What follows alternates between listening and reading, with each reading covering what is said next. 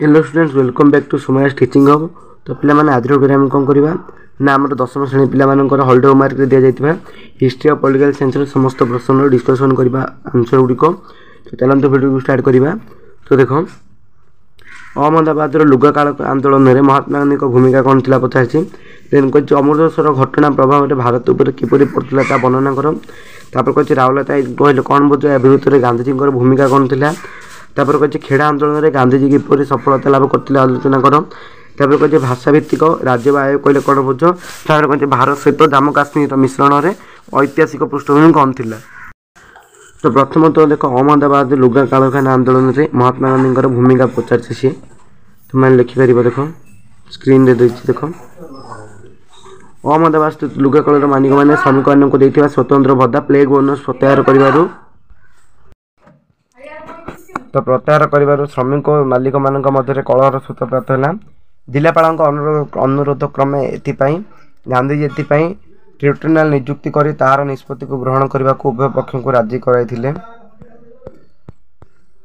Then श्रमिक मानकर 35% भाग मजूरी वृद्धि दाबी को मालिक मैंने प्रत्याख्यान कर गांधीजी श्रमिक मान अहिंसा मार्ग में आंदोलन करने प्रवर्ताइले निजाहार नेतृत्व नहीं। गांधीजी दाबी पूरण पर्यंत अनशन चालू रखिए बोली घोषणा करी से श्रमिक मान सपक्ष अनशन आरंभ करथिले।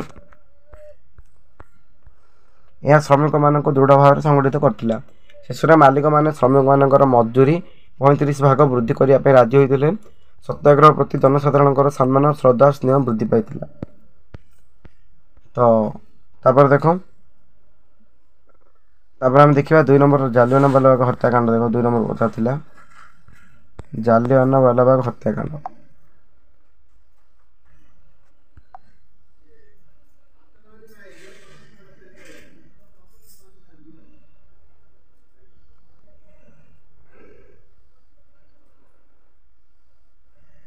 तो देख 2 नंबर आमर कही कौन देख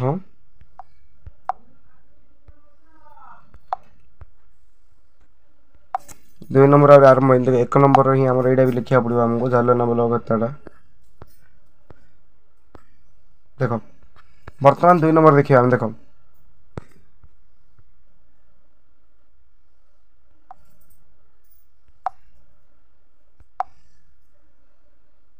राउरकेला आईन कहले कौन बुझ आमर राउरकेला आईन कहले कौन बुझ 3 नंबर अच्छी अमृतर घटना कही। देख तो 2 नंबर आम कौन के लिखा। देख देख समस्ते 2 नंबरटा यू समस्त लिख अमृतसर घटना आरंभ करी ए पर्यंत तुमको बही एवेलेबल हो। देख मुझे तुमको स्क्रीन शो कर दूसरी।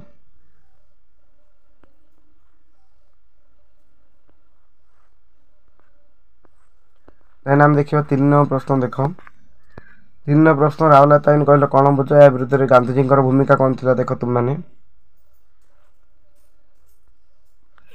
परवर्ती पेज रे देखिए। देख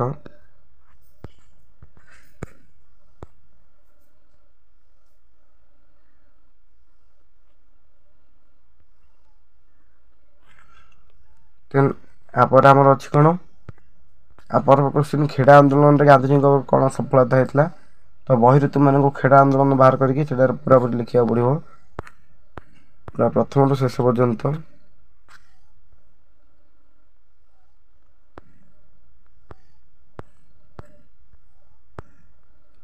देन भाषा भित्तिक राज्य आयोग कहले कौन बुझे। देख भारतीय संविधान प्रणयन सभा भाषा भित्तिक प्रदेश गठन लगी आलोचना होता। विभिन्न भाषाभाषी लोक मैंने निज पर स्वतंत्र राज्य व प्रदेश दाबी कर 1948 मसीह भाषा भित्तिक राज्य आयोग गठित होता। यह आयोगर मुख्य किए थे पंडित जवाहरलाल नेहरू सरदार वल्लभ भाई पटेल।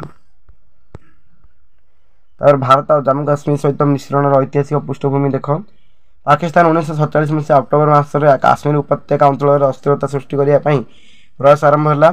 काश्मीर पश्चिमांचल किसी विद्रोही मुसलमान और दीर अंचल पाकिस्तानी आदिवासी काश्मीर पर सशस्त्र आक्रमण कले। तत्कालीन काश्मीर हिंदू शासन महाराजा हर्षि आक्रमण मुकाबला कर न पारि भारत सरकार अनुगत्य स्वकार्यपूर्ण 1947 मसीहा अक्टोबर 26 तारिख दिन ଭାରତ ସହିତ ଦେଶୀୟ ରାଜ୍ୟ ମିଶ୍ରଣର ଚୁକ୍ତିନାମା ସ୍ୱାକ୍ଷର କଲେ? ଦେଖ 1947 ମସିହା ଅକ୍ଟୋବର 27 ତାରିଖ ଦିନଠାରୁ କାଶ୍ମୀର ଆକ୍ରମଣଠାରୁ ମୁକ୍ତ କରିବାର ଦାୟିତ୍ୱ ରହିଲା ଭାରତ ସରକାରଙ୍କର। ଏହା ଥିଲା ଜାମ୍ମୁ କାଶ୍ମୀରର ରାଜ୍ୟ ସହିତ ମିଶ୍ରଣର ଐତିହାସିକ ପୃଷ୍ଠଭୂମି। ତ ଏତିକି ଥିଲା ଆଜିର ଭିଡ଼ିଓ। ଦେଖା ପ୍ରତି ଭିଡ଼ିଓରେ। Thank you.